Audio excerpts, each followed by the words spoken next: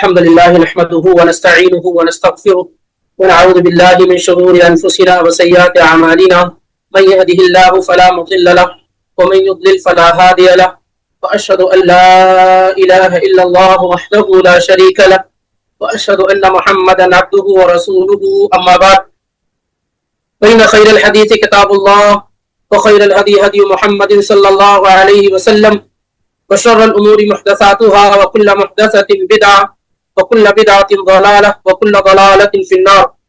قال الله تعالى في كلامه العظيم: أعوذ بالله السميع العليم من الشيطان الرجيم. إن الصفا والمروة من شعائر الله فمن حج البيت أو اعتمر فلا جناح عليه أن يطوف بهما ومن تطوع خيرا فإن الله شاكر عليم. سبحانك لا علم لنا الا ما علمتنا انك انت العلیم الحکیم. اللہ رب العالمین کی توفیق سے آخری سیشن میں ہم اور آپ نے طواف کے بارے میں مکمل معلومات اکٹھا اور جمع کی کتاب و سنت کی روشنی میں، اور یہ بات ہم پر آیا اور واضح ہو گئی کہ طواف کا حکم کیا ہے، طواف کرنا کتنی بڑی عبادت ہے اور طواف کرنے کا طریقہ کیا ہے. یہ ساری باتیں اللہ رب العالمین کی توفیق سے پچھلے دنوں میں پچھلے سیشن میں آپ کے سامنے آ چکی ہیں.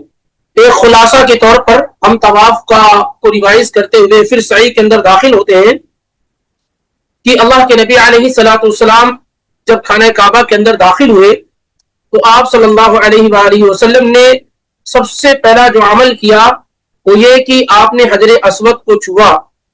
یہ سنت کا طریقہ ہے کہ حجر اسود کو چھوا جائے، اسے بوسہ دیا جائے، اور اسی طریقے سے سجد علیہ آپ صلی اللہ علیہ وسلم نے اس پر سر رکھا. تو یہ تینوں چیزیں حجر اسود کے ساتھ سنت ہے اگر کسی کو میسر ہو جائے تو. اگر میسر نہ ہو سکے تو اس کا طریقہ یہ ہے کہ کسی چیز کے سہارے سے حجر اسود کو چھو دیا جائے. مثال کے طور پر آپ کا چہرہ نہیں پہنچ پا رہا ہے، آپ کا ہونٹ وہاں تک نہیں پہنچ پا رہا ہے، تو آپ ہاتھ کے ذریعے سے اگر چھو لیتے ہیں تو پھر ہاتھ کو آپ چوم لیں. اسی طریقے سے عصا ہے، ڈنڈا ہے، لاٹھی ہے، کوئی اور چیز ہے جس سے آپ نے حجر اسود کو ٹچ کر لیا ہے تو جہاں سے ٹچ کیا اس کو آپ کیا ہے چوم لیں. یہ دوسرا طریقہ. اگر ان میں سے کچھ بھی میسر نہ ہو، نہ حجر اسود تک پہنچنا ممکن ہو، نہ کسی چیز کے ذریعے سے اس کو چھونا ممکن ہو، تو پھر آپ حجر اسود کے بالکل سینٹر میں آ جائیں گے، بالکل کے مد مقابل کھڑی ہو جائیں گے، دائیں ہاتھ کو اٹھائیں گے، بسم اللہ پڑھیں گے، صرف بسم اللہ. اور یہ اللہ کے نبی علیہ الصلوۃ والسلام سے نہیں ثابت ہے، عبداللہ بن مسعود سے ثابت ہے کہ آپ ہاتھ اٹھا کر کے بسم اللہ پڑھیں اور اس کے بعد اللہ اکبر کہہ کر کے آپ اپنا طواف کیا ہے شروع کر دیں. ہر حال میں آپ کا جو طواف ہوگا وہ حجر اسود کے پاس سے ہی شروع ہونا چاہیے. اگر آپ آگے بڑھ کر کے شروع کرتے ہیں تو ایسے میں آپ کا طواف درست و صحیح نہیں ہوگا. تو اس طریقے سے وہاں کھڑے ہو کر کے بہت سارے لوگ اس کو چومتے چاہتے رہتے ہیں، اپنے ہاتھوں کو چومتے ہیں، دوسری چیزوں کو دونوں ہاتھوں کو اٹھاتے ہیں وغیرہ وغیرہ. ان تمام چیزوں سے بچنا چاہیے. جو سنت کا طریقہ ہے وہ یہ ہے کہ اگر آپ حجر اسود تک پہنچ گئے تو اس کو چھو لیجئے، اس کو چوم لیجئے اور اس پر سر بھی رکھ دیجئے. اگر یہ ممکن نہیں ہو سکا ہے تو پھر آپ کسی چیز کے سہارے سے حجر اسود کو چھو کر کے اس چیز کو چوم لیجئے. اگر یہ بھی ممکن نہیں ہو سکا ہے تو پھر دائیں ہاتھ کو اٹھائیے، بسم اللہ پڑھیے، اللہ اکبر پڑھیے اور آپ اپنا طواف شروع کر دیجئے. طواف کے دوران یہ بات ہمارے علم میں آنی چاہیے کہ طواف کس طرف ہونا چاہیے. خانہ کعبہ ہمارے لیفٹ میں ہوگا. خانہ کعبہ کیا ہے؟ ہمارے لیفٹ میں ہوگا. اگر کوئی ایسا نہیں کرتا ہے تو اس کا طواف درست و صحیح نہیں ہوگا. تو خانہ کعبہ ہمارے لیفٹ میں ہوگا اور اس طریقے سے ہم طواف کیا ہے شروع کر دیں گے. بتایا گیا تھا کہ اگر کوئی آدمی عمرے کا طواف کر رہا ہے، کوئی آدمی کیا کر رہا ہے؟ عمرے کا طواف کر رہا ہے، یا حج افراد کرنے والا ہے یا حج قران کرنے والا ہے. عمرہ کرنے والا آدمی یا حج تمتع کرنے والا آدمی، دونوں شخص کے لیے کیا ہے یہ طواف رکن ہے. اس کے بغیر اس کا عمرہ یا حج نہیں ہوگا. اگر کوئی آدمی حج تمتع کر رہا ہے تو یہ جو طواف پہلی مرتبہ ہو رہا ہے اس کا طواف کیا کہلائے گا؟ یہ عمرے کا طواف ہے جو ضروری ہے. یا کوئی آدمی انڈیویجول کبھی عمرہ کرنے کے لیے آیا ہے تو وہ جو طواف کر رہا ہے وہ طواف کیا ہے؟ یہ بھی رکن ہے عمرے کا. لیکن دو لوگ اور حج کرنے والے جن کو یعنی مفرد کہا جاتا ہے، یعنی افراد کرنے والے جو صرف حج کرنے والے ہیں، یا وہ لوگ جو حج قران کرنے والے ہیں، دونوں کے حق میں یہ طواف کیا ہے؟ طواف قدوم کہلاتا ہے، اور یہ سنت ہے۔ یہ کیا ہے؟ سنت ہے۔ لیکن عمرہ کرنے والے کے حق میں یا حج تمتع کرنے والے کے حق میں یہ جو طواف ہے یہ رکن ہے، اس کے بغیر ان کا عمرہ یا حج تمتع درست اور صحیح نہیں ہوگا۔ لیکن قاعدہ کیا ہے؟ چاہے آدمی حج تمتع کر رہا ہو یا عمرہ کر رہا ہو یا اسی طریقے سے حج قران کر رہا ہو یا حج افراد کر رہا ہو، چاروں قسم اگر الگ الگ کر لیتے ہیں تو نہیں تو تین قسم بنتی ہے، کیونکہ تمتع کرنے والا تو اصل میں سیپریٹ عمرہ کر رہا ہے۔ تو ان تینوں لوگوں کے حق میں کیا ہے؟ جب وہ طواف کریں گے تو مرد حضرات کیا ہے؟ اپنے دائیں کندھے کو کھلا رکھیں گے اور چادر کو بائیں طرف پھینک لیں گے، اور شروع کے 3 چکروں میں وہ رمل کریں گے، یعنی چھوٹے قدموں کے ساتھ تھوڑا تیز چلیں گے، صرف شروع کے 3 چکروں میں۔ یعنی طواف جب شروع کریں گے حجر اسود سے، وہاں سے لے کے 3 چکر تک جب آ کر مکمل ہو گیا حجر اسود پہ، وہاں تک وہ رمل کریں گے۔ اور یہ دونوں چیزیں، ایک استباع کہلاتا ہے چادر کو جو بائیں طرف پھینکنا، اور دوسرا 3 چکر جو چلنا ہے تھوڑا تیز قدموں کے ساتھ، وہ رمل کہلاتا ہے۔ اور اس طرح پورے 7 چکر میں ہوگا۔ جب آپ کا طواف مکمل ہو جائے گا تو اپنے کندھوں کو آپ ڈھانپ لیں گے۔ اور یہ دونوں چیزیں مردوں کے ساتھ خاص ہے، عورتوں کے لیے نہیں ہے۔ نہ عورتوں کے لیے استباع ہے، نہ عورتوں کے لیے رمل ہے۔ اور یہ بھی آپ کے علم میں آنا چاہیے کہ استباع ہو یعنی چادر کو بائیں طرف پھینکنا اور دائیں کو کھلا رکھنا، یا رمل ہو، یہ صرف اور صرف کب ہوگا؟ جب آپ عمرے کا طواف کر رہے ہوں، جب آپ حج قران کا کر رہے ہوں یعنی طواف قدوم کر رہے ہوں، یا اسی طریقے سے آپ حج افراد کر رہے ہیں تو طواف قدوم آپ کا ہے۔ طواف قدوم میں اور طواف عمرہ ہی میں یہ طریقہ ہوگا۔ باقی آپ حج کا اگر طواف کر رہے ہیں یا اسی طریقے سے نفلی طواف کر رہے ہیں تو ایسی صورتحال میں آپ کا کندھا ڈھکا ہوا ہوگا، اور اسی طریقے سے رمل وغیرہ کی ضرورت نہیں ہوگی۔ اور اللہ کے نبی علیہ الصلوۃ والسلام سے طواف کے دوران کچھ بھی پڑھنا ثابت نہیں، سوائے یہ کہ کچھ بھی پڑھنے کا مطلب کوئی مخصوص دعا اللہ کے نبی علیہ الصلوۃ والسلام سے ثابت نہیں۔ لیکن ہمیں کیا کرنا ہے؟ جب ہم حجر اسود سے نکلے، مقام ابراہیم سب سے پہلے ملا، مقام ابراہیم سے آگے بڑھے، اور ادھر دو طرف 2 پلر نظر آئے جن کو رکن شامیین کہتے ہیں۔ کیا کہتے ہیں؟ رکن شامیین۔ شام، کیونکہ وہ شام کی طرف ہے اس لیے اس کو رکن شامیین کہتے ہیں، یعنی ایسے 2 پلر جو شام کی جانب ہیں، ان دونوں کو نہ تو چھونا ہے، نہ استلام کرنا، نہ بوسہ دینا، کچھ بھی نہیں کرنا۔ پھر جب دونوں کو کراس کر کے آپ آئیں گے تو حجر اسود سے پہلے ایک پلر آپ کو ملتا ہے جس کو رکن یمانی کہتے ہیں، سائڈ سے تھوڑا حصہ کیا ہے؟ کھلا ہوا ہوتا ہے۔ دیکھیں گے آپ سب جگہ غلاف لگا ہوا ہے، سائڈ سے تھوڑا حصہ کیا ہے؟ کھلا ہوا ہے، یہ رکن یمانی کہلاتا ہے۔ یہاں پر پیارے رسول صلی اللہ علیہ وسلم کی سنت یہ ہے کہ اگر آپ کو میسر ہو جائے تو آپ اس کو چھو لیں ہاتھوں سے۔ اگر میسر ہو جائے تو آپ ہاتھوں سے چھو لیں، ہر چکر میں ہاتھوں سے چھو لیں اگر میسر ہو جائے۔ نہ ہو سکے تو کچھ بھی نہ کریں، آگے بڑھ جائے۔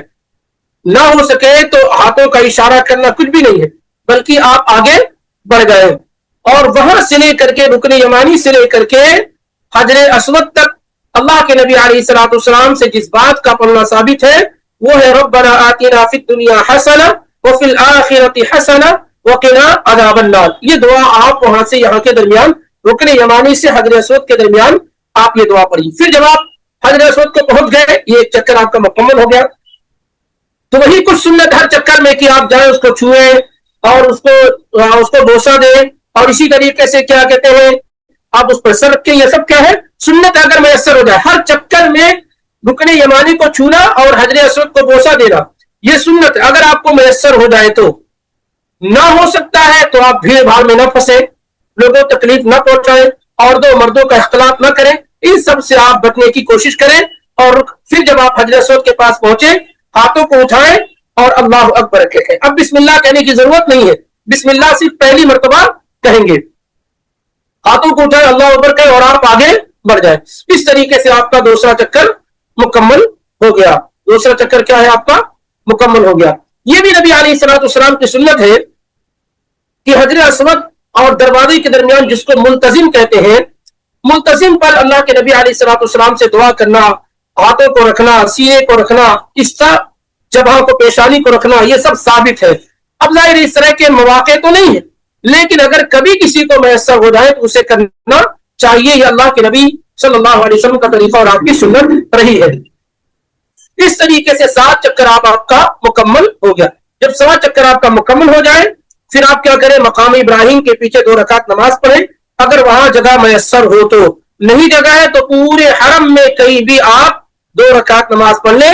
یہ سنت الطواف کہلاتی ہے. بہت سارے لوگ سمجھتے ہیں یہ واجب اور ضروری ہے. واجب اور ضروری نہیں, یہ سنت ہے, سنت مؤکدہ ہے کہ جب آپ طواف سے فارغ ہو جائیں تو 2 رکعت پڑھیں.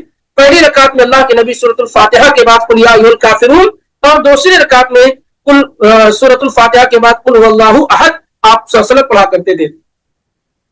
جب آپ ایسا کر لے جائیں, جب آپ اس سے فارغ ہو جائیں تو اب آپ کیا کریں, اب آپ جائیں زمزم کے پاس, زمزم کا پانی نوش کریں. یاد رکھیں یہ طریقہ سنت کا ہے. اگر یہ ترتیب آپ کو مل جاتی ہے تو بہت بہتر ہے.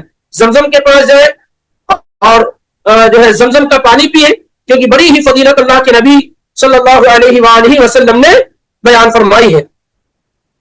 تو زمزم کا پانی وغیرہ پی لیں, اور اس کو آپ اگر چاہیں تو اپنے سر وغیرہ پہ بھی ڈال لیں, کیونکہ برکت کا پانی ہے. میں انشاءاللہ ایک پورا زمزم کے پانی کے متعلق ایک باقاعدہ مختصر درس رہے گا, کیونکہ ہم محسوس یہ ہوتا ہے کہ بہت سارے لوگ زمزم کے پانی سے علاج نہیں کرتے ہیں, یا اسے بہت زیادہ برکت والا پانی نہیں سمجھتے ہیں, یا سہولیات ہونے کے باوجود یعنی پانی میسر ہے پھر بھی اس کو پینے سے جی چراتے ہیں, جس کو ہم کہہ سکتے ہیں. یعنی آسانی کے ساتھ اس پانی کو ہم پی سکتے ہیں لیکن کتراتے ہیں, محنت نہیں کرتے ہیں, یہی سمجھتے ہیں کہ کون جائے لینے کے لیے.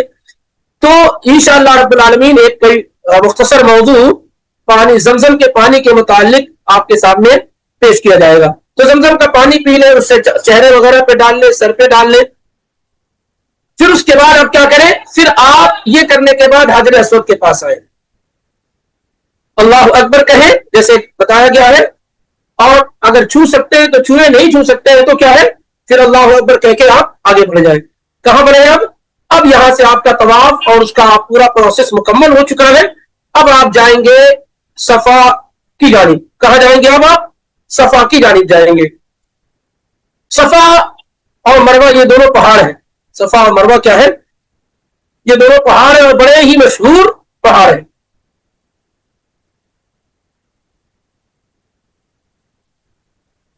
اس کو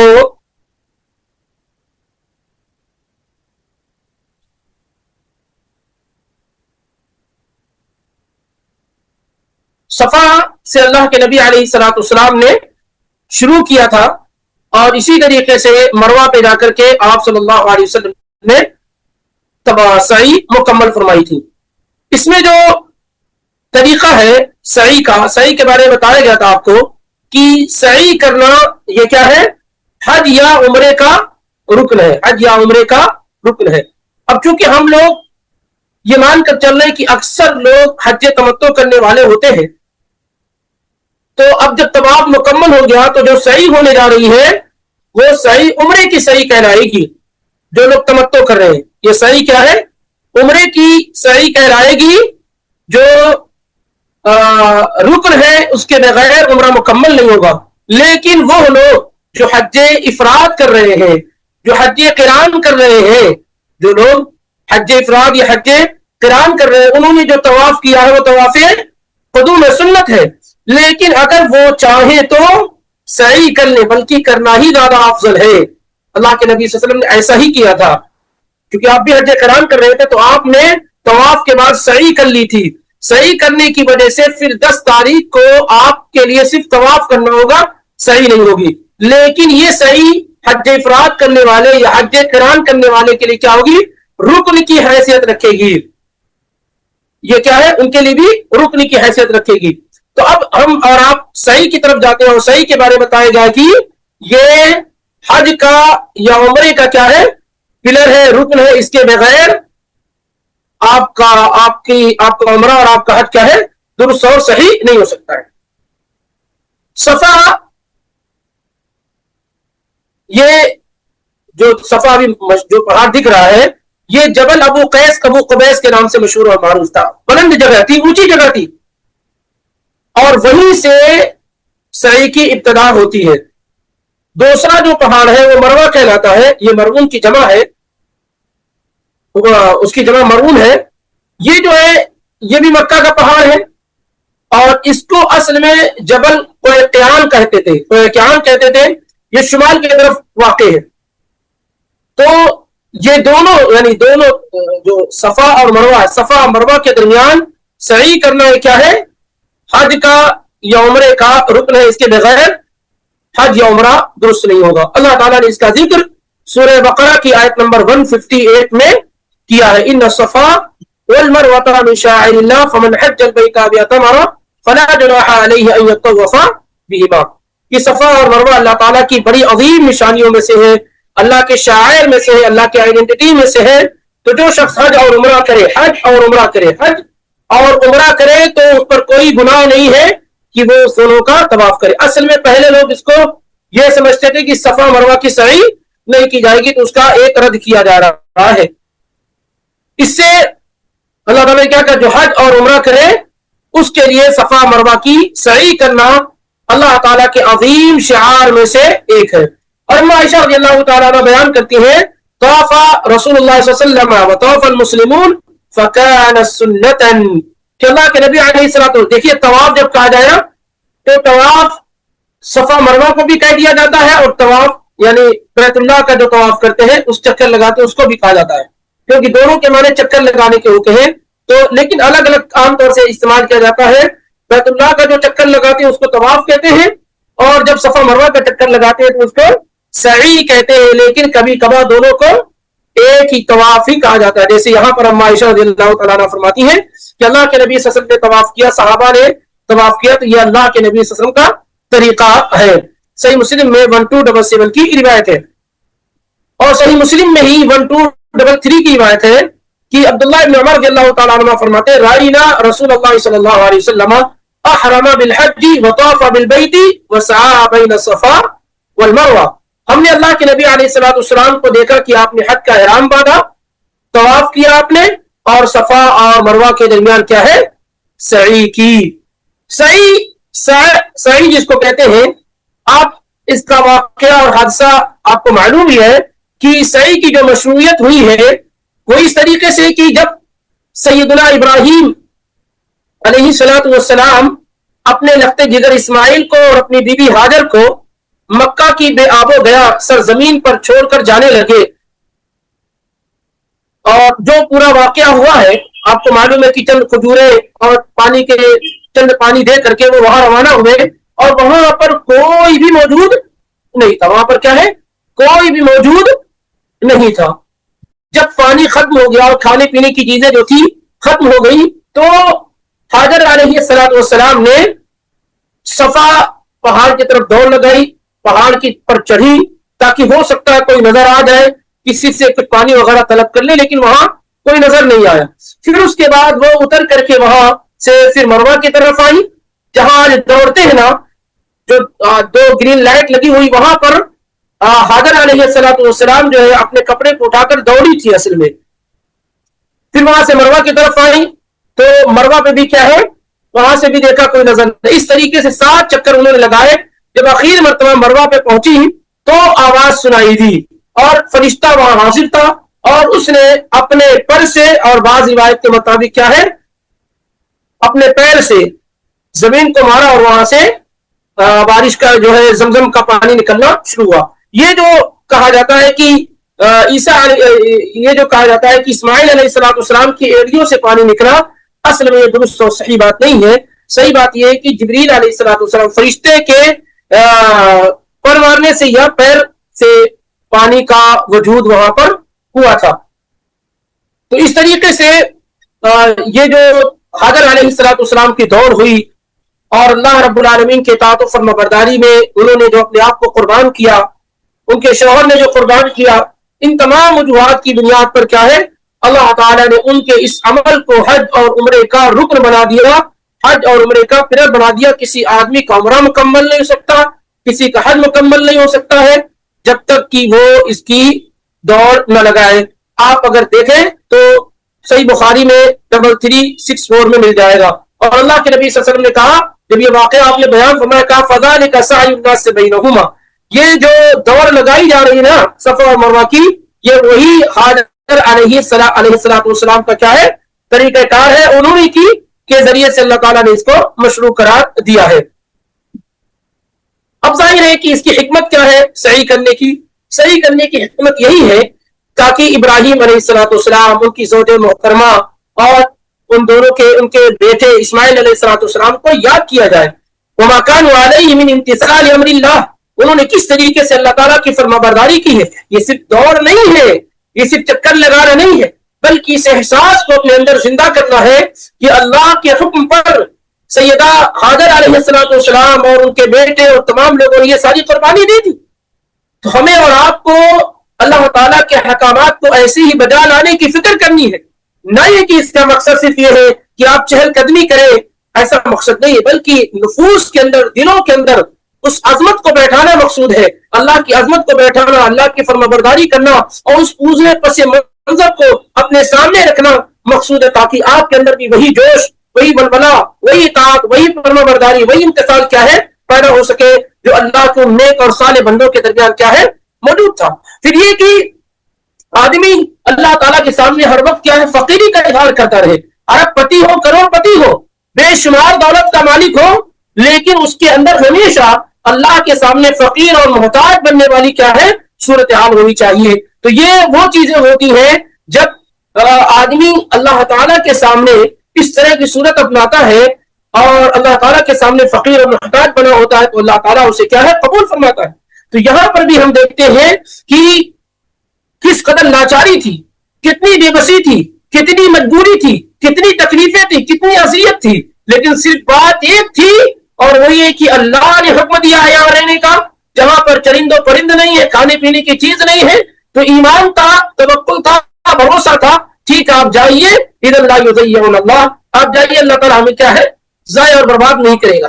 تو وہ خاتون کی طرف لگن، اللہ کے سامنے محتاجگی، توکل اور اسباب کا اختیار کرنا، یہ ساری کی ساری چیزیں کیا ہے ہمیں اور آپ کو اللہ سے قریب کرنے میں کیا ہے معاون اور مددگار ثابت ہوتی ہیں۔ ظاہر ہے ایک طرف ان کا تڑپڑاتا ہوا بچہ، بلکتا ہوا پیاس سے، بھوک سے بچہ، جس کو وہ دیکھ بھی نہیں پا رہی تھی، ظاہر ایک ماں کے لیے آسان کام نہیں ہوتا، لیکن یہ جاننے کے باوجود یہاں کوئی آباد نہیں ہے، یہاں کوئی نہیں رہ رہا ہے، اس کے باوجود بھی ایک امید ہے، ایک سبب ہے کہ ہم پہاڑ کی چوٹیوں پر چڑھتے ہیں، ہو سکتا ہے کوئی نظر آ جائے، اس پہاڑ کی چوٹی پہ چڑھتے ہیں، ہو سکتا ہے کوئی نظر آ جائے، اور اس طریقے سے کس قدر وہ دوڑتی رہی اور جو ہے اس عمل کو انجام دیتی رہی۔ یہ سب کیا ہے اللہ رب العالمین پر توکل، اعتماد اور بھروسہ، اور اللہ رب العالمین سے امید لگائے رہنا اور اس کی اطاعت و فرمانبرداری کا ایک بڑا ہی بہترین کیا ہے مظہر ہے۔ جب انسان پریشان ہوتا ہے، جب انسان مجبور ہوتا ہے، جب انسان بے بس ہوتا ہے، جب انسان فقیر ہوتا ہے، جب انسان مضطر ہوتا ہے اور اللہ کے سامنے جھکتا ہے، روتا ہے، گل گلاتا ہے، تو اللہ اس بات پر سارے لوگ گواہ ہیں اور اللہ گواہ ہے کہ اللہ اس کے لیے آسانی کا راستہ ضرور بناتا ہے۔ چنانچہ ہوا بھی یہی، یہاں پر اللہ تعالیٰ نے ایک ایسا پانی جاری و ساری کر دیا جو آج تک اور انشاءاللہ قیامت تک جاری و ساری رہے گا۔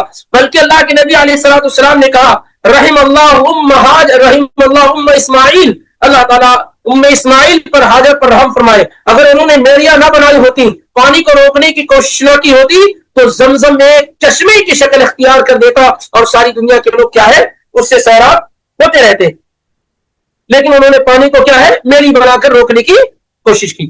بہرحال تو یہ حکمت ہے اس کی، اور یہ شعور ہمارے اندر بیدار ہونا کیا ہے بہت ضروری ہے، تاکہ ہم جب سعی کر رہے ہو تو عبادت کا احساس ہو، لذت کا احساس ہو، اس واقعے کا ہمارے ذہن و دماغ میں نقش موجود ہو کہ ہم کیوں عبادت کر رہے ہیں، کیوں یہ دوڑ لگا رہے ہیں، کیوں ہم چل رہے ہیں، یہ ساری کی ساری چیزیں ہمارے ذہن و دماغ میں ہونی چاہیے۔ آگے بڑھتے ہیں، اب کس طریقے سے اس کو شروع کریں گے، یعنی طریقہ کار کیا ہوگا اس کو شروع کرنے کا، کس طریقے سے صحیح کریں گے، آئیے ہم اس طریقے پہ داخل ہونے کی کوشش کرتے ہیں۔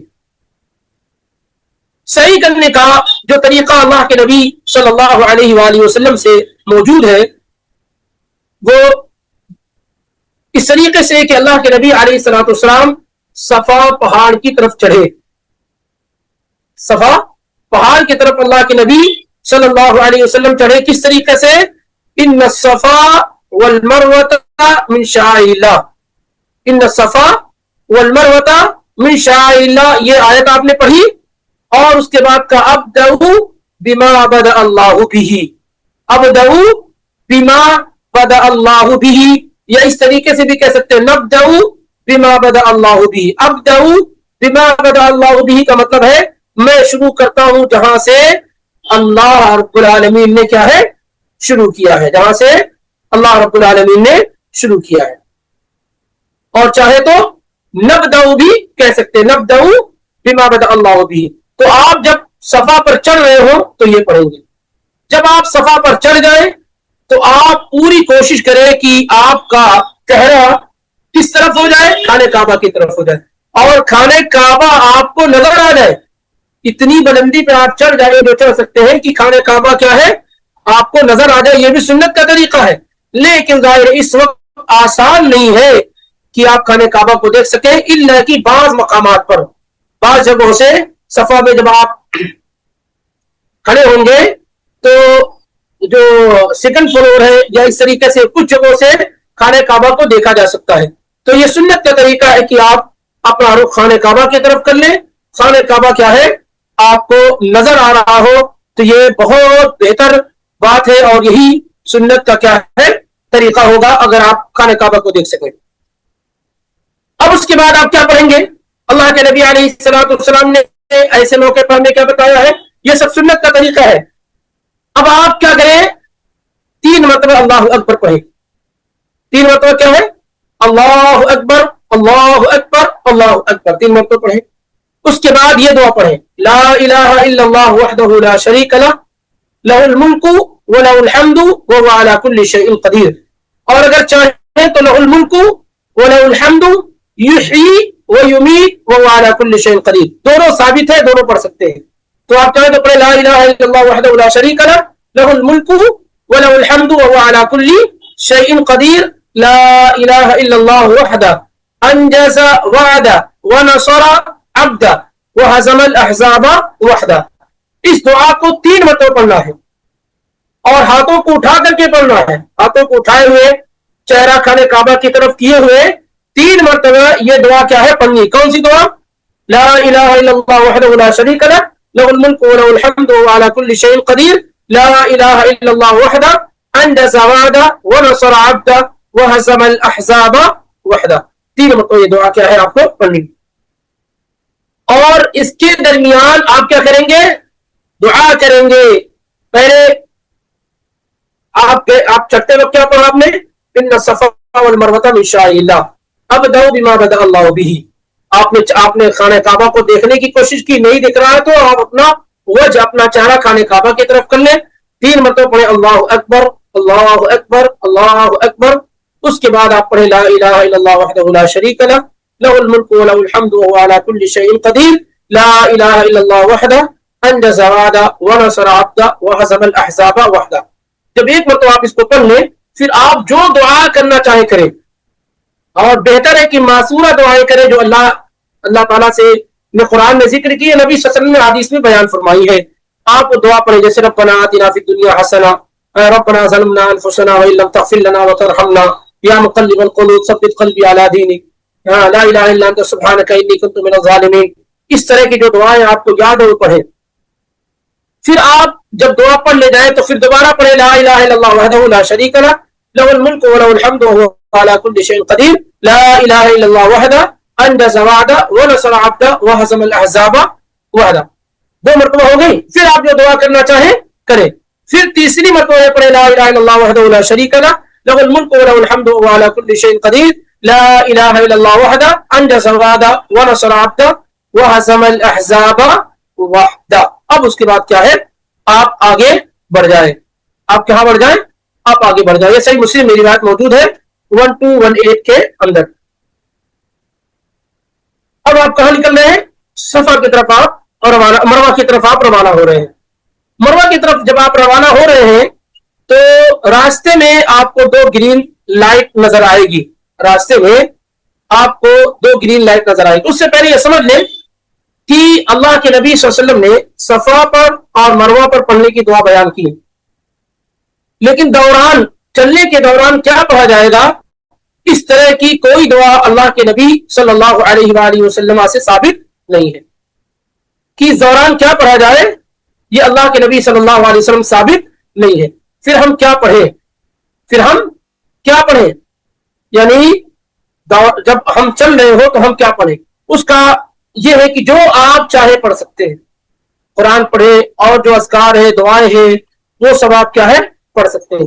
البتہ بعض دعائیں وہ ہیں، بعض ایسی دعا ہے جو کچھ صحابہ کرام سے ثابت ہے، صحابہ کرام سے ثابت ہے، جیسے عبداللہ بن مسعود رضی اللہ تعالیٰ عنہ سے، عبداللہ بن مسعود رضی اللہ تعالیٰ عنہ سے، اور اسی طریقے سے عبداللہ بن عمر سے، اور مسید بن رافع الکاہلی سے، عروہ بن الزبیر سے، یہ چند اسلاف سے ایک دعا پڑھنی ثابت ہے۔ وہ دعا کیا ہے؟ رب اغفر وارحم انکا انت الاعز الاکرم۔ تو اگر کوئی آدمی سعی کے درمیان یہ دعا پڑھنا چاہے تو پڑھ سکتا ہے، کیونکہ ثابت ہے اس کا پڑھنا بعض صحابہ اور تابعین سے، رب اغفر وارحم انکا انت الاعز الاکرم۔ ضروری نہیں، کوئی اگر پڑھنا چاہے تو پڑھ سکتا ہے۔ تفصیل کے لیے آپ دیکھ سکتے ہیں امام الطبرانی کی کتاب الدعاء حدیث نمبر 870، امام بہقی کی السنن الکبریٰ 9620، اور یہ موقوفاً کیا ہے؟ ثابت عبداللہ بن مسعود رضی اللہ تعالیٰ عنہ سے اور دیگر لوگوں سے بھی۔ تو یہ وہ دعا ہے جو سعی کے درمیان بعض صحابہ اور تابعین سے ثابت ہے، اگر کوئی آدمی پڑھنا چاہے تو پڑھ سکتا ہے، ضروری نہیں ہے۔ اور اسی طریقے سے جیسا کبھی ذکر کیا جا رہا ہے کہ جو علامات ہے نا، گرین لائٹ، جو جب صفا سے نکل رہے مروہ کی طرف تو راستے میں، مروہ سے آ رہے ہیں صفا کے لیے تو بھی راستے میں، تو یہاں پر سنت کا طریقہ یہ ہے مرد حضرات کے لیے کہ وہ تیز چلے، دوڑے، تھوڑا ساتوں کے ساتوں چکر میں وہ کیا کرے؟ گرین لائٹ کے درمیان دوڑے۔ اللہ کے نبی علیہ الصلوۃ والسلام کے متعلق عبداللہ بن عمر رضی اللہ تعالیٰ عنہ فرماتے کان ایسا بطر المسیل اذا طاف بین الصفا والمروہ، اللہ کے نبی اس دوران کیا کرتے تھے؟ دوڑتے تھے۔ صحیح بخاری میں 1617 میں اور صحیح مسلم میں 1261 کی یہ روایت ہے، اور جابر رضی اللہ تعالیٰ عنہ نے بھی اسے بیان کیا ہے۔ تو یہاں پر کیا ہے؟ دوڑنا سنت ہے۔ ام ولد رضی اللہ تعالیٰ عنہ کہتے ہیں رأیت رسول اللہ صلی اللہ علیہ وسلم یسعی بین الصفا والمروہ، میں نے خود اللہ کے نبی صلی اللہ علیہ وسلم کو صفا اور مروہ کے درمیان کیا ہے؟ اس دوران دوڑتے ہوئے دیکھا ہے۔ وہ یقول لا یقطع الابطح الا شدا، کہ وہ ابتح جو جگہ ہے جہاں گرین لائٹ ہے، اس جگہ کو دوڑ کر کے ہی کراس کیا جائے گا، اس جگہ کو کیا ہے؟ دوڑ کر کے ہی کراس کیا جائے گا۔ یہ مردوں کے حق میں، عورتوں کے لیے اختلاف موجود ہے۔ اس کو امام ابن ماجہ نے روایت کیا 2987 میں، اور امام نسائی نے 2980 میں، اور مسند احمد کے اندر بھی ہے 27280 کے اندر۔ تو یہ جو ہے اس گرین لائٹ کے درمیان کیا ہے؟ مرد حضرات کے لیے دوڑنا سنت، اس میں کوئی اختلاف نہیں ہے۔ اس پر اجماع نقل کیا ہے امام ابن عبد البر نے، امام نووی وغیرہ نے، لیکن اختلاف اس میں ہے کہ ہر علی النساء ہر ولتن فی السعی، کیا عورتوں پر بھی دوڑ ہے سعی کے دوران؟ کیا عورتیں بھی دوڑیں گی؟ اس میں اکثر علماء کی رائے یہ ہے، بلکہ اجماع تک ہے کہ نہیں، عورتوں کے لیے گرین لائٹ کے درمیان دوڑنا نہیں ہے۔ شافعیہ کیا جا کر کے اس میں اختلاف ہوتا ہے، جیسا کہ امام ابن تیمیہ رحمہ اللہ نے ذکر کیا ہے کہ عورتوں میں شافعیہ کا اختلاف ہے، اور دو قول ان میں موجود ہے۔ ایک قول یہ ہے، اور وہی اکثر علماء کا ہے، کہ عورت دوڑے گی نہیں، تمام پورے صفا مروہ کے درمیان کہیں بھی وہ دوڑے گی نہیں، چاہے وہ دن ہو یا رات ہو، چاہے دن ہو یا رات، عورت دوڑے گی نہیں۔ دوسرا قول یہ ہے کہ اگر عورت رات میں چل رہی ہے، صحیح کر رہی ہے، اور پورا مساح خالی ہے، کوئی اجنبی مرد نہیں ہے، استحب رہا السعی فی موضع السعی کالرجل، تو اس کے لیے اس جگہ جہاں مرد دوڑتے ہیں، عورت کا دوڑنا بھی کیا ہے؟ مستحب ہے۔ گویا کہ اصل یہ کہ عورت کے لیے دوڑنا نہیں ہے. کب کچھ علماء نے کہا ہے کہ جب عورت رات میں طواف کر رہی ہو, صحیح کر رہی ہو, اور بالکل مساح خالی ہو, کوئی اور نہ ہو, اجنبی نہ ہو, تو عورت اسی جگہ پر جہاں دو گرین لائٹ ہے وہاں عورت دوڑ سکتی ہے جیسے مرد دوڑتا ہے.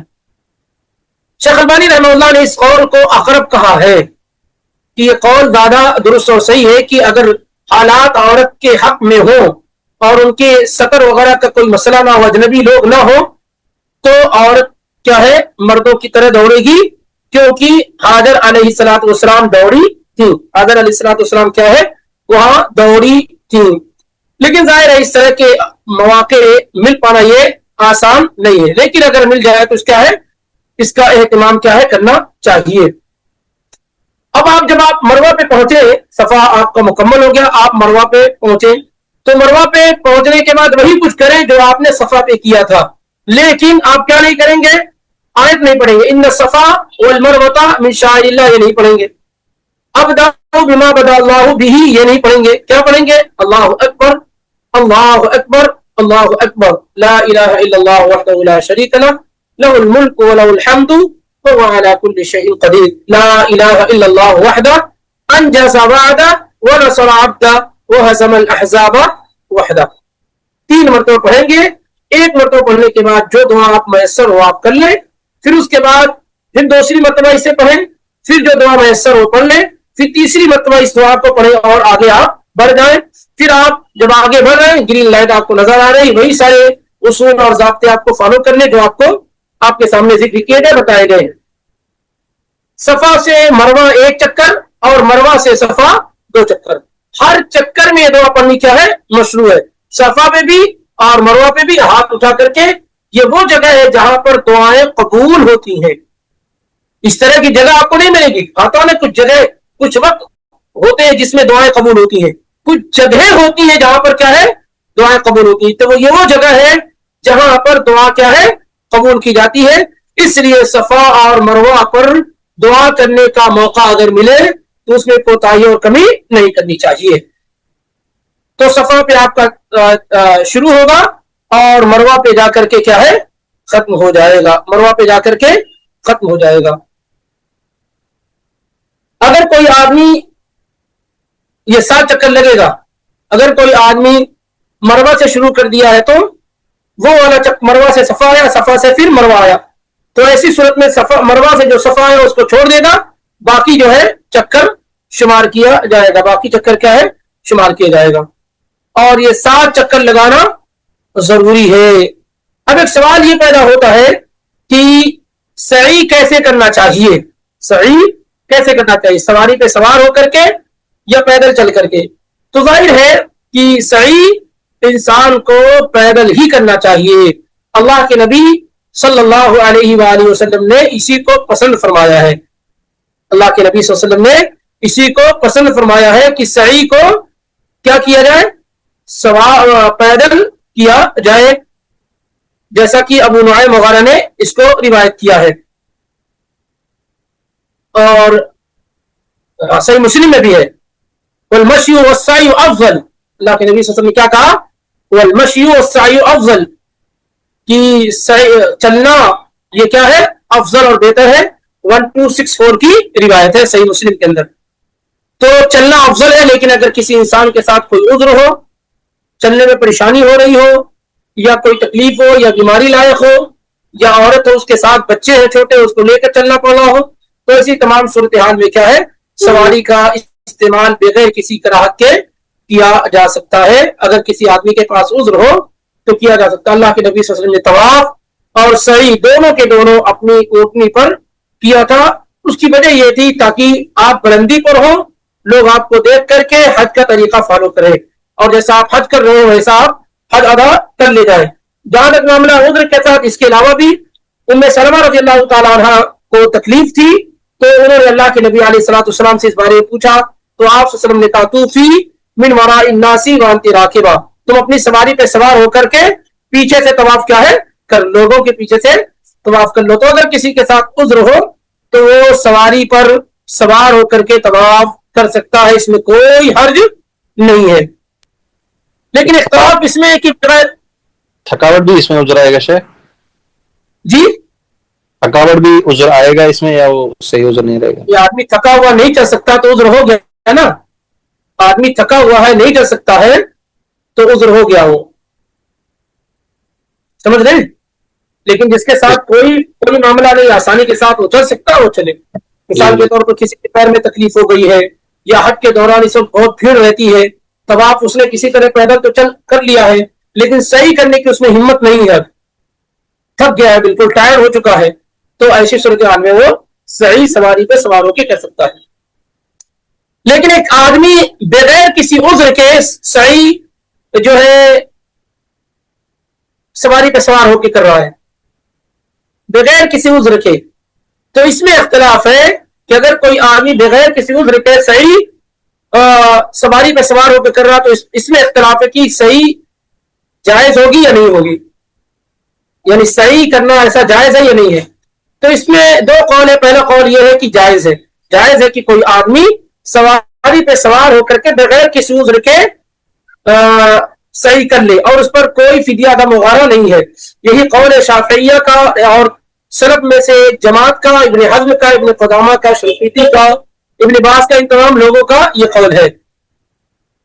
ان تمام لوگوں کا یہ قول ہے کیونکہ اللہ کے نبی صلی اللہ علیہ وسلم نے کیا کہا، والمشی والسعی افضل، کہ چلنا دوڑنا یہ افضل ہے. یہ آپ نے نہیں کہا کہ یہ ضروری ہے. اس سے معلوم ہوتا ہے کہ اگر کوئی آدمی سواری پہ سوار ہو کر کے صحیح کر لیتا تو اس کی صحیح درست اور صحیح ہے، لیکن پیدل چلنا کیا ہے، افضل اور بہتر ہے. ہاں البتہ اگر عذر کے ساتھ ہے تو کوئی مسئلہ ہی نہیں ہے. دوسرے لوگوں کی رائے یہ ہے کہ نہیں، اگر کوئی عذر نہیں ہے بالکل چل سکتا ہے تو اس کو جائز نہیں ہے کہ وہ سواری پہ سوار ہو. لیکن واللہ عالم بالصواب زیادہ درست بات یہی ہے کہ جائز اور درست سے بغیر عذر کے بھی سوار جو ہے صحیح پیدل جو ہے سواری پہ سوار ہو کے کرنا. لیکن افضل اور بہتر ہے کہ اگر عذر نہیں ہے تو آدمی کو عذر نہیں ہے تو آدمی کو سواری کا استعمال نہیں کرنا چاہیے. اسی طریقے سے اب چند اور چیزیں ہیں صحیح کے بارے میں جو ہمارے لیے جاننا ضروری ہے، اور ان چیزوں میں سے ہے کہ صحیح کے آپ پہلے یہ جان لیں بہت اچھی طریقے سے، کیونکہ بہت سارے لوگ غلطیاں کرتے ہیں کہ صحیح صرف عمرے کی ہوتی ہے اور حج کی ہوتی ہے. صحیح کس کی ہوتی ہے؟ عمرے کی ہوتی ہے یا تو حج کی ہوتی ہے. کوئی نفلی صحیح نہیں ہو سکتی ہے، کوئی نفلی صحیح نہیں ہو سکتی. صحیح جب بھی ہوگی یا تو حج کی ہوگی یا عمرے کی ہوگی. اللہ تعالیٰ نے کیا کہا، ان الصفا والمروہ من شعائر اللہ فمن حج البیت او اعتمر، جس نے حج کیا اور عمرہ کیا تو صحیح جو ہے وہ صرف حج کی ہوگی یا عمرے کی ہوگی. نفلی صحیح کرنا یہ جائز اور درست نہیں ہے، اور نہ ہی اللہ کے نبی صلی اللہ علیہ وآلہ وسلم کا طریقہ ہے. اس لیے نفلی صحیح نہیں کرنا چاہیے. بہت سارے لوگ عمرہ یعنی طواف کرتے ہیں تو اس کے بعد کیا ہے، صحیح بھی کرنے کی کوشش کرتے ہیں. صحیح کرنا ان کے حق میں درست اور صحیح نہیں ہے. حج اور عمرے ہی کی صحیح ہوگی. اسی طریقے سے صحیح کے لیے کیا ضروری ہے کہ موالات ہو، یعنی آدمی طواف کیا ہے اس کے فوراً بعد صحیح کرے؟ کیا ایسا ضروری ہے؟ یہ نہیں ضروری ہے. اس کا جواب یہ ہے کہ ایسا ضروری نہیں، افضل اور بہتر ہے. افضل اور بہتر ہے کہ طواف کرنے کے فوراً بعد صحیح کر لے. جیسے کوئی آدمی عمرہ کر رہا ہے تو طواف کرنے کے فوراً بعد کیا ہے، صحیح کرنے. لیکن یہ افضل ہے، ضروری نہیں ہے. اگر کوئی آدمی یہ محسوس کرتا ہے کہ طواف کرنے کے بعد اسے کچھ آرام کی ضرورت ہے تو آرام کر سکتا ہے، لیٹ سکتا ہے، بیٹھ سکتا ہے، کچھ کھانا پینا چاہتا ہے کھا سکتا ہے. اسی طریقے سے مثال کے طور پر اس کو قضاء حاجت وغیرہ کی ضرورت ہے، جا کر کے آ سکتا ہے. اس طرح کی چیزیں کیا ہے وہ کر کے آ کر کے پھر صحیح کر لے. موالات یعنی بالکل 1 by 1 ہو، ایسے کہ طواف ہو گیا فوراً صحیح ہو، ایسا ضروری نہیں. افضل اور کیا ہے، بہتر ہے. اب اس کی بعد آتے ہیں صحیح کی شروط کیا ہے، یعنی وہ کون شرطیں ہیں جب آپ کی صحیح درست اور صحیح ہو سکتی ہے، وگرنہ صحیح آپ کی صحیح نہیں ہوگی. پہلی شرط یہ ہے کہ استیعاب ما بین الصفا والمروہ، صفا اور مروہ کی پوری جگہ آپ کور کریں. ایسا نہ ہو کہ کچھ حصہ آپ کھا جائیں. کچھ حصہ کیا ہے آپ کھا جائیں. بہت سارے لوگ آپ دیکھتے ہوں گے کہ خاص طور سے جو لوگ ویل چیئر وغیرہ پہ ہوتے ہیں، بھگانے والے بھاگتے رہتے، کوشش کیجئے کہ آپ تھوڑا حصہ جو بنا ہوا نا چڑھنے کا اس حصے پہ چڑھ جائیے، صفا تک پہنچ جائیے. صفا سے پہلے آپ نہ یوٹن لے لیجئے، گھوم جائیے. یہ اس سے بہت سارے لوگ خطا اور غلطی کرتے ہوئے نظر آتے ہیں. ایسا نہیں ہونا چاہیے. آپ پورے صفا تک ضرور چلے جائیے. پہاڑی کا حصہ جو نظر آ رہا ہے نا اس حصے تک آپ پہنچنے کی مکمل کوشش کیجیے. اس سے پہلے آپ کیا مت گھومیے. تو یہ بہت ضروری ہے، صفا پہ بھی اور مروہ پہ بھی. صفا اور مروہ دونوں پر کیا ہے یہ ضروری ہے. دوسری چیز جو ضروری ہے شرط ہے وہ ترتیب، کہ آپ صفا سے شروع کریں اور مروہ پہ جا کر کے کیا ہے ختم کریں. یہ دوسری چیز ہے. تیسری چیز ہے کہ 7 چکر ہونے چاہیے. کتنے ہونے چاہیے؟ 7 چکر ہو رہا. یہ کیا ہے شرط. اگر کوئی آدمی 6 پہ 5 پہ بند کر دے تو اس کی یہ صحیح کیا ہے درست اور صحیح نہیں ہوگی. ایسی ہی طواف کے بعد ہو. کیا ہو صحیح کب ہو؟ طواف کے بعد ہو. ایسا نہ ہو کہ آپ عمرہ کرنے گئے ہو تو پہلے صحیح کر لیں بعد میں طواف کریں. ایسا نہیں، پہلے طواف کر لیں اس کے بعد کیا کریں آپ صحیح کریں، اس کے بعد آپ صحیح کریں. اسی طریقے سے جو 7 چکر ہے اس کے درمیان موالات ہو. موالات کا مطلب یہ ہے کہ 2 چکر لگانے کے بعد آپ گئے کھانا پینا کھا کر کے آئیں، ایسا نہیں ہے. بلکہ سارے 7 کے 7 چکر پے در پے ہونے چاہیے، 1 بائی 1 ہونے چاہیے. اللہ ایک انسان کو کوئی ضرورت پیش آ گئی، جیسے قضاء حاجت پیش آ گئی تو آدمی چلا جائے، ضرورت پوری کر کے آئے پھر وہیں سے شروع کر دے. کسی آدمی کو پیاس لگ گئی ہے، کھانے کی ضرورت پیش آ گئی تو کھا پی لے پھر وہاں سے شروع کر دے. نماز کھڑی ہو گئی ہے، نماز میں شامل ہو رہے ہیں، نماز پڑھ لے پھر وہاں سے شروع کر دے. تو یہ کوئی مسئلہ نہیں. لیکن یہ کہ 2 چکر لگا کے جو ہے ہوٹل چلا جائے پھر آ کر کے تیسرا چکر لگا، یہ بہرحال درست اور صحیح نہیں ہے. لیکن ضرورت کے وقت اگر انقطاع ہو رہا ہے، ڈسکنیکشن ہو رہا ہے تو یہ جائز اور درست سے کوئی مسئلہ نہیں ہوگا. اسی طریقے سے کچھ چیزیں ایسی ہیں جو سعی میں ضروری نہیں، شرط نہیں ہے. یعنی شرط نہیں ہے. کیا شرط نہیں ہے؟ آپ پاک ہو ایسا شرط نہیں ہے. ایک آدمی مثال کے طور پر اس کو غسل کی ضرورت ہے تو وہ صحیح کر سکتا ہے.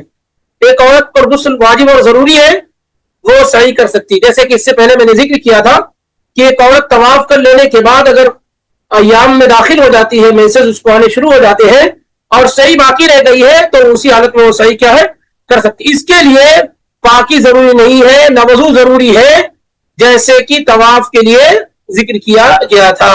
اس میں ایسا نہیں ہے. اور نہ ہی ستر العورہ ضروری ہے، شرط ہے. یعنی ناف سے لے کر گھٹنے تک چھپا ہوا ہو، جیسے نماز کے لیے طواف کے لیے شرط ہے ایسے سعی کے لیے شرط نہیں. افضل اور بہتر اس سے انکار نہیں ہے لیکن شرط نہیں ہے. لیکن شرط کیا ہے نہیں ہے. تو یہ چند چیزیں اللہ رب العالمین کے توفیق سے سعی کے بارے میں آپ کے سامنے ذکر کی گئی ہے. اب اس کے بعد مرحلہ آتا ہے کہ جب آپ کی سعی مکمل ہو گئی، جو صفا سے شروع ہوئی تھی اور مروہ پہ جا کر کے جب آپ کی سعی مکمل ہو گئی، اب آپ کیا کریں گے؟ اب آپ پر جو ہے بالوں کا معاملہ آتا ہے. اور چونکہ اگر ہم حج تمتع کرنے والے ہیں یا تو حج قران یا حج افراد کرنے والے، تو حج افراد کرنے والے حج قران کرنے والے یہ بالوں کو ٹچ نہیں کریں گے، کیونکہ وہ احرام ہی کی حالت میں ہے. وہ کس حالت میں ہے؟ احرام ہی کی حالت میں. اگرچہ انہوں نے صحیح کر لیا ہے لیکن جو لوگ حج تمتع کر رہے ہیں تو ان کو عمرہ کر کے حلال ہونا ہے. اب وہ کیا کر سکتے ہیں؟ وہ لوگ اپنے بالوں کو کیا کریں گے؟ چھوٹا کرا لیں گے. اگر حج تمتع کر رہے ہیں اور ڈسٹینس نہیں ہے، دوری نہیں ہے، جو لوگ ریاض سے جا رہے ہیں یا کنگڈم سعودی عرب کے اندر سے جا رہے ہیں ان کو 7-6 دن کا وقت ملا ہوتا ہے. تو اگر وہ عمرے کے طواف کے بعد، عمرے کی سعی کے بعد بالوں کو مڈا لیتے ہیں، حلق کرا لیتے ہیں، تو پھر 2 دن کے اندر بال نہیں اگیں گے. اس لیے ایسی صورتحال میں وہ بالوں کو صرف چھوٹا کرا لیں اور جب 10 تاریخ کو کیا کریں؟ بالوں کو مڈا لیں. جو لوگ کیا ہے حج تمتع کرنے والے ہیں وہ لوگ ایسا کریں گے. لیکن جو آدمی بہت پہلے آیا، شوال کے مہینے میں آیا، عمرہ کر رہا ہے، تو وہ بال کو مڈا لیں، کیونکہ 1.5 مہینے کے بعد پھر بال کیا ہے آ جائیں گے. اس کا طریقہ کیا ہوگا؟ بالوں کو مڑانے، اصل یہ ہے کہ بالوں کو مڑانا چاہیے، اصل یہ ہے کہ بالوں کو مڑانا چاہیے، لیکن اگر حج اور عمرے میں ڈسٹینس نہ ہو تو آپ کے لیے بہتر ہے کہ بالوں کو مڑا نہیں چھوٹا کرائے، کیونکہ مڑانے والے کو اللہ کے نبی صلی اللہ علیہ وسلم کیا کہا؟ اللہم ارحم المحلقین، اللہ بالوں کو مڑانے والے پر رحم فرما۔ صحابہ نے کہا اللہ کے نبی بالوں کو چھوٹا کرانے والے، تو اللہ کے نبی نے کہا اللہ بالوں کو مڑانے والے پر رحم فرما۔ پھر صحابی نے کہا چھوٹا کرانے والے، پھر اللہ کے نبی نے کہا کہ اللہ بالوں کو مڑانے والے پر رحم فرما۔ پھر صحابی رسول نے کہا کہ چھوٹا کرانے والے، تو چوتھی مرتبہ آپ نے کہا والمقصرین، اللہ بالوں کو چھوٹا کرانے والے پر بھی کیا ہے؟ رحم فرما۔ یہ حدیث صحیح بخاری میں 1727 کے اندر کیا ہے؟ موجود ہے، 1727 کے اندر یہ حدیث موجود ہے، اور مسلم میں آپ دیکھیں گے تو 1301 کے اندر موجود ہے، 1301 کے اندر موجود ہے۔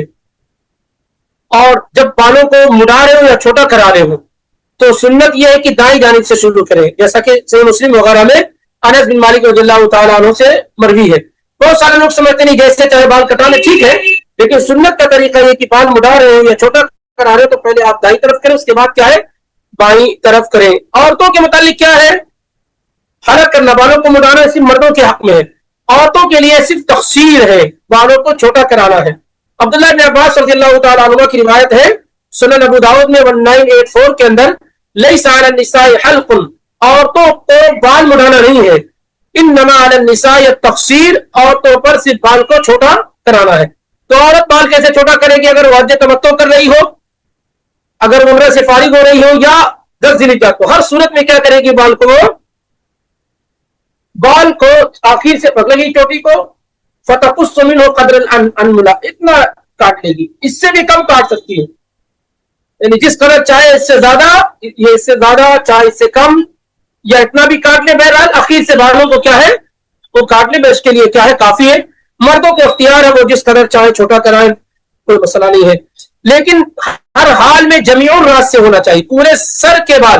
مرد جب بال کو چھوٹا کرائیں گے تو پورے سر کے بال، وہ جو یہاں کھڑے ہو کر یہاں کر لیتے ہیں، اس سے آپ کا یہ معاملہ مکمل نہیں ہو پاتا ہے، لیکن عورت کا کیا؟ آخر سے ایک کور کے برابر کیا ہے؟ کاٹ لے، اور اس طریقے سے آپ کا عمرہ مکمل ہو گیا۔ اگر آپ حج تمتع کر رہے ہیں یا حج قران یا افراد کر رہے ہیں تو اب اس میں کیا ہے؟ آپ بالوں کو چھوڑے رکھیں گے اور احرام ہی کی حالت میں آپ رہیں گے۔ 10 ذی الحجہ کو جب آپ کنکری مار لیں گے، اس کے بعد آپ احرام کا لباس کیا ہے؟ اتار سکتے ہیں۔ اب اس کے بعد جو معاملہ آتا ہے وہ ہے یوم الترویہ، 8 ذی الحجہ کا دن۔ اگر ہم حج تمتع کر رہے ہیں تو عمرے سے فارغ ہو گئے، عمرہ ہمارا ادا ہو گیا، عمرہ ادا ہونے کے بعد ساری کی ساری چیزیں کیا ہے؟ حلال اور جائز اور درست ہو گئی۔ اب جو چیز ہے ہمارے لیے وہ کیا ہے؟ 8 ذی الحجہ کو دوبارہ حج کا احرام باندھنا، لیکن جو لوگ حج قران یا حج افراد کر رہے ہیں وہ احرام ہی کی حالت میں رہیں گے، وہ احرام ہی کی حالت میں رہیں گے۔ انشاءاللہ اس کو دوسرے کسی سیشن میں لیتے ہیں، 8 ذی الحجہ، 9 ذی الحجہ اور 10 ذی الحجہ کو، اور 11، یہ سب انشاءاللہ کسی اور سیشن میں لینے کی کوشش کرتے ہیں۔ اگر آپ لوگ تیار ہوں گے تو آج ہی عصر کے بعد لے لیا جائے گا، آپ کے ہاں عصر کے بعد، یا پھر جو وقت مناسب ہوگا، لیکن فی الحال اسی پر آج اکتفا کرتے ہیں باذن اللہ۔ اگر کوئی اہم سوال وغیرہ ہے تو کیا جا سکتا ہے۔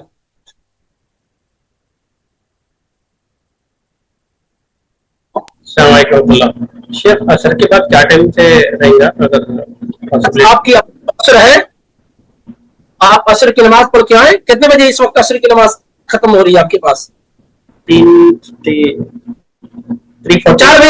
بجے ہیں، 4 سے شروع کر دیں گے تو بہتر رہے گا۔ بہت سارے لوگوں نے کھانا وانا نہیں کھایا ہے، وہ کھانا وانا کھا لے، آرام بھی کر لیں، پھر جو ہے ایک سیشن اور لے لیں گے تو باذن اللہ ایک حد تک مکمل ہو جائے گا۔ اور ایک جیسا کہ میں ذکر کیا تھا کہ ایک درس صرف دلائل وغیرہ کو چھوڑ کر کے صرف ترتیب سے کیسے عمرہ کرنا ہے، پوائنٹ ٹو پوائنٹ اس پہ گفتگو ہوگی، تاکہ یہ تفصیل سے جانے کی وجہ یہ ہے کہ ظاہر ہے بہت سارے لوگ جو حج کر رہے ہیں اگر وہ تفصیل سے اس وقت نہیں سنیں گے تو دوبارہ کب سنیں گے؟ وہ کئی ایسی چیزیں ہوتی ہیں جس کا علم ہمیں نہیں ہوتا ہے، اور ہم اتنا شارٹ کٹ کے عادی ہو چکے ہیں کہ بہت بنیادی چیزیں کیا ہے؟ چھوٹ جاتی ہیں۔ اسی لیے تھوڑا تفصیل سے ذکر کیا جا رہا ہے اور دلائل وغیرہ بھی ذکر کر دیے جا رہے ہیں. پھر انشاءاللہ رب العالمین ایک درس خاص بالکل مختصر انداز میں آپ کے سامنے کیسے حج ادا کرنا ہے ترتیب سے وہی ذکر کر دیا جائے گا باذن اللہ. تو آج ہی 4 بجے انشاءاللہ جیسا کہ ہمارے بھائی لوگ مشورہ دے رہے ہیں 4 بجے سے دوسرا سیشن انشاءاللہ لے لیتے ہیں. آپ کا ٹائم 2 گھنٹے کے بعد باذن اللہ.